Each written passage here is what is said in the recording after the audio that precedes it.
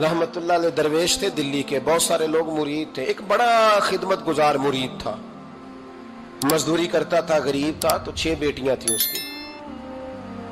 हजरत साहब के पास रोज आके कहता, हुजूर बच्चियों के लिए दुआ करें, अल्लाह कोई असबाब पैदा कर दे। एक बच्ची की शादी का खर्चा 1000 दिनार है और मैं गरीब हूं। हजरत साहब दुआ कर देते। खानका शरीफ के थोड़े ही फासले पर, हजरत जहां बैठ के मुरीदों की तरबियत करते थे, उससे थोड़ा ही फासले पर ना एक ईसाई रहता था, बड़ा मालदार था, बड़ी सारे ऊंट, गायें, भेड़, बकरियां रखी हुई थी, और हजरत शरफुद्दीन रहमतुल्लाह अलैह की बड़ी मुखालफत करता था। और ये जो आपका गरीब मुरीद था, ये उसका पड़ोसी था। एक दिन बुला के ना उनको कहने लगा कि तू किधर जाके जो है वो टकरे मार रहा है, वहां से कुछ नहीं मिलने वाला। वो तुझे क्या देंगे जिनकी खानका खुद चंदे पे चलती है, मदरसा चंदे पे चलता है, मस्जिद चंदे पे चलती है, तेरी बेटी का मामला कहां हल होगा? तो उस दरवेश ने कहा कि तू मेरे पीर को नहीं जानता, तू अजय मेरा महबूब नहीं डिठा, तो पता नहीं ना, तू इस रास्ते का मुसाफिर नहीं, तू नहीं जानता। उनका बस चले ना तो वो हर कीमत में मेरी बेटियों की शादी करा दे। अब वो ईसाई था, कहने लगा अच्छा चलो ठीक है, अगर इतनी बात है ना तो जाओ उनसे जाके कह दो कि 6 साल के लिए मेरे साथ मुआहदा कर लें, तो मेरे जानवरों को चारा डाल दिया करे, 6 साल ड्यूटी करे, मैं 6000 दिनार दे देता हूं। वो मेरे साथ 6 साल मेरे जानवरों को चारा डाले, रखते हैं ना आप चारा डालने के लिए एडवांस पैसे दे के। अब तो लोग उन्हें भी गुलाम ही बना लेते हैं, बड़ी थोड़ी तनख्वाह देते हैं, जुल्म करते हैं, पूरा मुआवजा नहीं देते। हजरत शेख शरफुद्दीन के बारे में वो कहने लगा, जब अपने पीर से जाके कह के मेरे जानवरों को 6 साल चारा डाले, मैं 6000 दे देता हूं, तू जो कहता है हर कीमत पे जाने को तैयार है। उसने जब ये बात की तो मुरीद ने नाराज हो गया, वो लड़ाई हो गई, गिरबान पकड़ लिया, झगड़ा हुआ, बात बड़ी दूर गई। इस तरह की बात करता मेरे हजरत के बारे में, तेरे जैसे कई मैं वहां काम पे रखा दूं। जब वो बड़ी बहस हुई, बात मोहल्ले में, इलाके में फैल गई, दुनिया ने सुन ली, तो शेख शरफुद्दीन तक भी पहुंच गई। इस तरह झगड़ा हुआ है। लोग सो गए इशा की नमाज के बाद। हजरत साहब ने ना सर पे कपड़ा लिया, उस ईसाई के दरवाजे पे दस्तक दी, वो बाहर आया, फरमाने लगे लोग तो सोच समझ के मुलाजम रखते हैं, तूने भी तो सोच ही लिया होगा, तभी तो मुझे ऑफर की है। तू अपनी ऑफर पे कायम है? वाकई मुझे रख लेगा और 6000 दिनार दे देगा? कहने लगा जा बाबा काम कर अपना। फरमाया नहीं, तूने इतने लोगों में बात की, इतनी बहस हुई, तो कायम है? कहने लगा मैं तो कायम हूं, पर आपने नहीं कायम रहना। फरमाया मैं सोच समझ के आया हूं। उसने कहा आप ड्यूटी करेंगे, भैंसों को चारा डालेंगे? फरमाया एक शर्त, बस जब अजान हो जाए ना तो मुझे रब की नमाज पढ़ने की इजाजत दे देना, बाकी सुबह शाम जो तू कहेगा। अगर उस गरीब की बेटियां ब्याही जाए तो मुझे और क्या चाहिए? उसकी 6 बेटियों का बोझ है उसके सर पे, तू मुझे रख ले। अल्लाह अकबर। वो कहने लगा चले पे मेरे साथ खते बंदगी कर ले। आजकल हम स्टाम करते हैं, उस जमाने में खते बंदगी होता था, गुलामी का खत, काजी शहर के पास, यानी उसका ख्याल था कि चलो स्टाम की बात करूंगा तो भाग जाएंगे। फरमाया चल मैं तैयार हूं। काजी तक गए, तय हो गया, 6000 दिनार दे दिए। हजरत ने मुरीद को बुलाया, फरमाया पुत्र ये ले जा मेरी बेटियों को रवाना कर दे। कहने लगा हुजूर ये क्या कर रहे हो आप, कुछ सोचे? फरमाया यार जब तुझे बेटा बना लिया तो फिर मेरी पोतियां तो लगती हैं ना, मेरा हक तो बनता है ना, जा जाके ड्यूटी कर, उनको ब्याह दे। बात फैल गई। बादशाह भी अकीदतमंद था, वो 12000 दिनार लेके पहुंचा। क्या बताऊं इन रब के बंदों का दिल कैसा होता है, क्या दर्द होता है, क्या रंग। 12000 दिनार लेके बादशाह आया और आके हजरत को पेश किए का हुजूर आप दें इस ईसाई को डबल दें और जाए काम करें। आप फरमाने लगे तू पैसे दे, शर्तें ना लगा, मेरा जहां दिल करेगा मैं खर्च करूंगा, मुझे तो मजा ही अब आने लगा है, अभी तो लुत्फ आ रहा है, अभी तो जायका आया है कुछ करने का, पैसे देने या तो दे, पाबंदी ना लगा, जहां मेरा दिल करेगा मैं। उसने कहा हुजूर ठीक है रख ले। हजरत ने फजर मस्जिद में पढ़ी, जेब में 12000 दिनार थे, ऐलान फरमाया भी किसी और की बेटी भी बैठी है तो पैसे मेरे पास है। वो 12000 दिनार भी बांट दिया और 12000 दिनार बांट के ना तो फिर चले गए खेत में चारा काटने। उस ईसाई को किसी ने बतलाया कि उनके पास तो 12000 आया है, पर तुझसे जान नहीं छुड़ाई उन्होंने।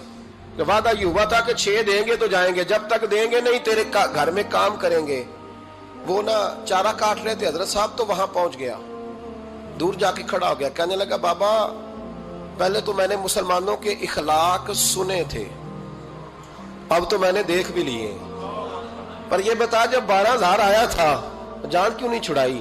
تو حضرت چارہ کاٹتے کاٹتے رو پڑے، فرمانے لگے تو نہیں نہ جانتا یہ بیٹیاں سانجھی ہوتی ہیں، پتہ نہیں نا، میرے رسول پاک نے تو حاتم تائی کی بیٹی کے سر پہ کپڑا رکھ کے کہا تھا بیٹیاں برابر ہوتی ہیں، تو یہ نہیں پتا جب اس کی 6 بیٹیوں کی شادی ہوئی ہے میرے اندر روحانیت کتنی بڑی ہے۔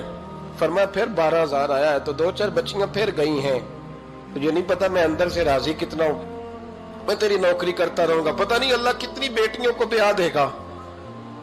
اتنا رویا وہ عیسائی کے پیروں میں بیٹھ گیا، کہنے لگا بابا میں نے تیری مخالفت کی ہے پر تیرے قریب آ کے پتہ چلا ہے کہ تو بہت اونچے اخلاق کا مالک ہے، اور اگر تیرا یہ مقام ہے تو تجھے اخلاق سکھانے والے محمد عربی کی شان کتنی ہوگی۔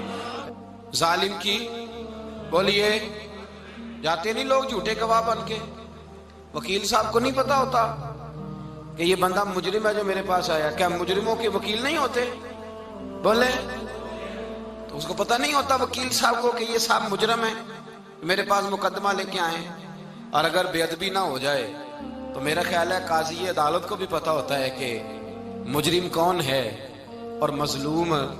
میرے نبی پاک صلی اللہ علیہ وسلم نے اس قدر زیادہ سختی فرمائی اس مسئلے میں، فرمایا جس کو پتا تھا کہ فلاں آدمی ظالم ہے، ظلم کر رہا، پھر وہ ظالم کا گواہ بنا یا اس نے ظالم کی مدد کی، کتنی کی؟ شارحین لکھتے ہیں چاہے اس نے ایک جملہ بول کے کی، چاہے ایک، سارے بولیے، چاہے ایک غریب کو اس نے ظلم کیا تو کہتے ہیں علاج یہ سی، چاہے ایک جملہ بول کے کی، شارحین اس حدیث کی شرح میں لکھتے ہیں ایک جملہ بول کے چاہے مدد کی، جس بندے نے کسی ظالم کی مدد کی کسی مقدمے میں یا کسی صورت میں اور اسے پتا تھا یہ ظالم ہے، میرے نبی پاک صلی اللہ تعالیٰ علیہ وسلم فرماتے ہیں اگر اس نے مدد کی، ابھی ظالم کی بات نہیں ہو رہی، ظالم کے مددگار کی بات ہو رہی، اگر کسی نے ظالم کی مدد کی تو حضور فرماتے ہیں خدا بھی اس سے بری و ذمہ ہے، رسول بھی اس سے بری و ذمہ ہے۔ سنبھال کے رکھے اپنی نمازیں، قربانیاں، حج، زکوٰۃ سنبھال کے رکھے۔ اگر ظالموں کا مددگار ہے، الیکشن آ لینے دے، آپ کو نظر آ جائے گا کون کون ظالموں کا مددگار ہے، نظر آ جائے گا۔ اپنی جیب سے لوگ پیسے دے کے ظالموں کی مدد کریں گے، ان کے فلیکس چھپوائیں گے، بورڈ لگوائیں گے، جیبوں سے پیسے دے کے۔ ہم نے خود آگ لگائی ہے چمن میں اپنے، بے سبب گردشی ایام کو الزام نہ دو، ہم نے خود نور کا ظلمت سے کیا ہے سودا، کر کے توہین سحر شام کو الزام نہ دو۔ ظالموں کے مددگار میدان میں آ گئے، یہ چھوٹا لفظ نہیں، میرے حبیب پاک صلی اللہ علیہ وسلم نے فرمایا جو ظالم کا مددگار ہے سن لے جو سجن کے ساتھ کچہری جاتا ہے، وہ یاد رکھے جو دوست کا گواہ بنتا ہے، وہ یاد رکھے جو کہتا ہے میں مانگی گیا تھا، مجھے بلایا گیا تھا قبضہ چھڑانے کے لیے کسی غریب بیوہ کی جائیداد پہ، کب وہ سن لے تو مدد کر کے نہیں آیا، تو خدا کے ذمے سے نکل گیا ہے۔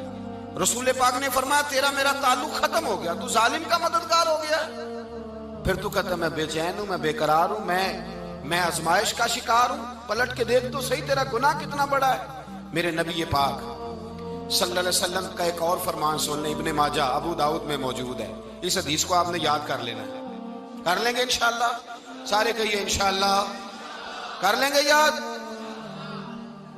حضور صلی اللہ علیہ وسلم نے فرمایا اگر تو ظالم کی مدد کرے گا نا، یہ لفظ دل کی تختی پہ لکھ لینا، یہ مکافات عمل ہے، مکافات عمل دنیا، ادھر کرو گے تو ادھر بھرو گے۔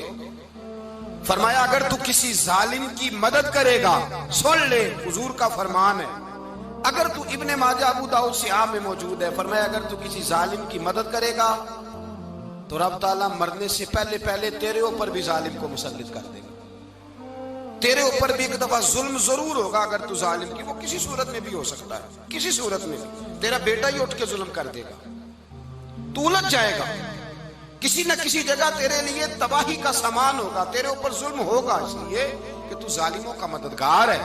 چاہیے یہ تھا کہ تو مظلوم کی مدد کرتا، انسانی ایمانی یقین کا فریضہ سر انجام دیتا، تو ظالموں کا مددگار ہو گیا۔ ٹٹول کے دیکھ لیں، رزلٹ نکال کے دیکھ لیں، ہمارے زمانے میں ظالموں کے مددگار زیادہ ہیں، اتنی لمبی زبانیں نکال کے ظالموں کی مدد کرتے ہیں، بڑے بڑے کالم نویس اللہ نے انہیں قدرت دی لکھنے کی، تو اپنا قلم ظالموں کی مدد میں خرچ کرتے ہیں۔ وہ لوگ جن کو اللہ تبارک و تعالیٰ نے قدرت دی، ہمت دی، طاقت دی، کچھ لوگ ان کے حلقہ احباب میں، وہ اپنے لوگوں کو استعمال کر کے ظالموں کی مدد کرتے ہیں، ظالموں کی مدد کرتے ہیں۔ میرے نبی کریم سید عالم نور مجسم صلی اللہ علیہ وسلم نے فرمایا، اگر تو نے ظالم کی مدد کی تو جب تک تو توبہ نہیں کرے گا رب تجھ سے ناراض ہی رہے گا۔ اللہ تجھ سے، او بھائی جس سے رب بھی ناراض ہو گیا، نہ کھانا نہ پینا نہ سونا نہ جاگنا نہ نیند، پھر تیری ہر چیز تیرے لیے آزمائش ہو جائے گی، پھر تیرا سایہ بھی تیرے لیے خوف کا سامان بنے گا، پھر زندگی جیتی جاگتی لاش بن جائے گی، تو اپنے کندھوں پر اپنی میت اٹھائے پھرے گا جب تو ظالم کا مددگار ہوگا۔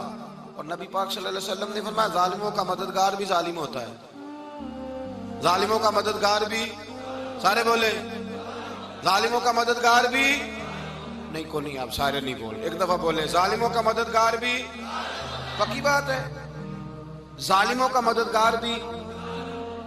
اللہ اکبر، جس کا یارانہ ہو، جس کا دوستانہ ہو، جو کہے میں نے نا اس کو اوکھے ویلے کے لیے ظالم کو یاد رکھا ہوا ہے۔ کبھی مشکل پر رکھے نہیں ہوئے لوگوں نے ظالم دوست؟ کہتے میں نے رکھے ہوئے ہیں، بلکہ ہمارے دیہات میں تو کہتے ہیں میں نے بازو بنائے ہوئے ہیں۔ کس کو بازو بنا لیا؟ ظالم بھی کبھی بازو ہوتا ہے، جو ظلم کی تلوار لیے میدان میں کھڑا ہے۔ قارون، حامان، فرعون، نمرود کا حال نہیں لوگوں نے دیکھا؟ اپنے زمانے میں آپ نے کتنے لوگ نہیں دیکھے جن کے سائے سے، آواز سے لوگ کانپتے تھے؟ پھر پولیس کی گاڑیوں میں وہ اس طرح مردہ پڑے کہ دنیا نے تماشا دیکھا ان کا۔ یہ رنگ ہم نے دیکھے نہیں اپنے آنکھوں سے۔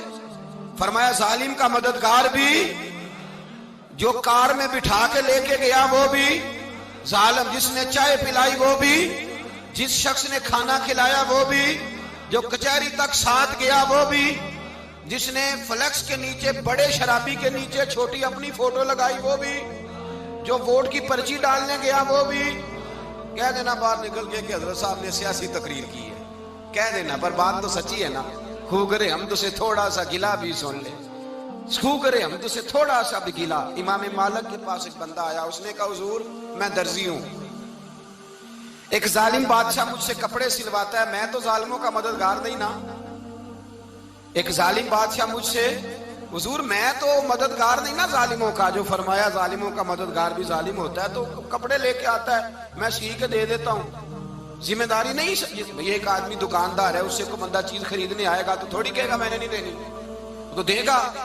کوئی بندہ اگر کسی شخص سے کوئی کام کہتا ہے جو اس کی فیلڈ ہے، اس کا شعبہ ہے، اس کا معاش کا وہ سلسلہ ہے، کہتے ہیں یا رسول اللہ صلی اللہ علیہ وسلم ظالموں کا مددگار بھی ظالم، حضور نے فرما دیا۔ تو امام مالک سے بندے نے مسئلہ پوچھا، دل کی تختی پہ لکھنے والی باتیں ہیں، کہا حضور میں درزی ہوں، ظالم کپڑے سلواتے ہیں، میں تو مددگار نہیں نا۔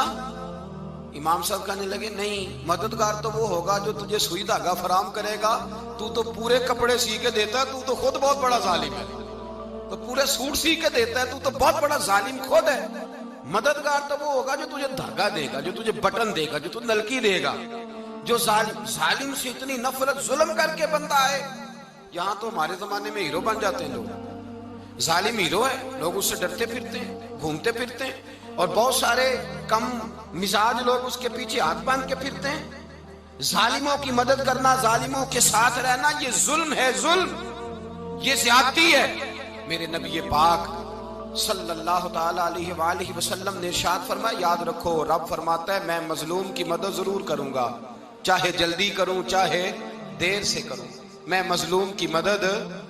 اور حضور صلی اللہ علیہ وسلم نے فرمایا ہے، حضرت معاذ بن جبل کہتے ہیں حضور نے مجھے یمن کا گورنر بنایا، جب میں جانے لگا نا تو حضور نے بڑی نصیحتیں کی، بخاری میں موجود ہے، فرماتے ہیں جب میں پلٹنے لگا تو میرے رسول نے فرمایا معاذ ایک منٹ ٹھہر جا، ایک بات میری یاد رکھنا، اس کو نہ بھولنا۔